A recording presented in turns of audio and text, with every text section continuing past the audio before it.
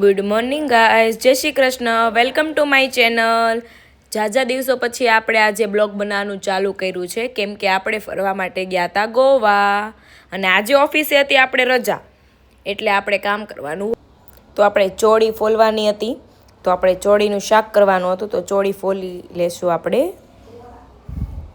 ચોળા છે જુઓ, કોઈ દિવસ ફોલી નથી એટલે થોડુંક કેવડાવે છે. ચોળી ફોલવા માંડી છું, કેમ કે આજે કામ કરવું જ પડશે. બધી ચોળી ફોલાઈ ગઈ છે. ત્યારબાદ થાકી ગઈ હતી તો થોડીક વાર સૂઈ ગઈ હતી આરામ કરવા માટે.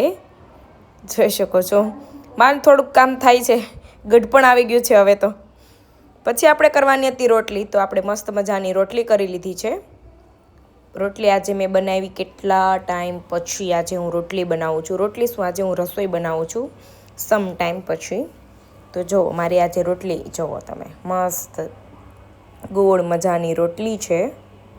રોટલી તો આપણે ભૂલાય નહીં, એટલે મસ્ત મસ્ત ગોળ ગોળ આપણે રોટલી બનાવી દીધી છે. હવે આપણે એને શેકી લેશું. તો રોટલી, દાળ, ભાત બધું જ બનાવવાનું હતું. અને મારે આજે ખાવાની હતી પાણીપુરી, કેમ કે કાલ સાંજે બનાવી હતી તો વધી હતી થોડી ઘણી, તો હું પાણીપુરી ખાઈ લઈશ. પછી ત્યારબાદ આપણે નીંદર આવી ગઈ હતી તો સૂઈ ગયા હતા ફોન જોતા જોતા. ત્યારબાદ ઉઠીને મસ્ત ફ્રેશ થઈને આપણે ફેસ ઉપર લગાવવાનું હતું બેસન, કેમ કે હમણાં આપણે ગોવા જઈને ટેનિંગ થઈ ગયો હતો, તો ટેનિંગ કાઢવો પડશે ને, તો મસ્ત ફેસ ઉપર આપણે અપ્લાય કરી દીધું છે. થોડીક વાર હવે આપણે એને સુકાવા દેશું. મસ્ત સુકાઈ ગયું છે, તો ફેસ વોશ કરી લઈશું આપણે. ફેસ વોશ મસ્ત કરી લીધું છે અને આપણો ટેન થોડો ઘણો દૂર થઈ ગયો છે. અને ત્યારબાદ લાગી ગઈ હતી આપણને ભૂખ, તો મેગીને શેકીને આપણે ટમેટા, કાંદા ને એ બધું નાખીને મસ્ત મજાનું ખાઈ લીધું હતું. ત્યારબાદ આપણે ખાઈ લીધી હતી મેગીની ભેળ. મેગીની ભેળ ખાઈને આપણે ખાઈ લઈશું ગલેલી, કેમ કે ગલેલી મસ્ત ઠંડી ઠંડી હોય એટલે મને તો બહુ જ ભાવે, તો ગલેલી ખાઈ લીધી છે આપણે. ત્યારબાદ આપણે ખાઈ લઈશું ચોકલેટ. ગોવાની સ્પેશિયલ ચોકલેટ છે, તો કોને કોને ખાવી છે કમેન્ટ કરી દો.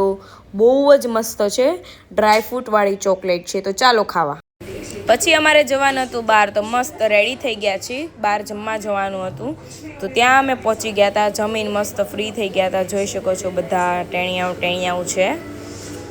પછી આપણે આઈસ્ક્રીમ મસ્ત મજાનું ખાઈ લીધું હતું. આજનો બ્લોગ આપણે અહીંયા પૂરો કરીએ છીએ, તો બાય બાય, સબસ્ક્રાઈબ કરી દો.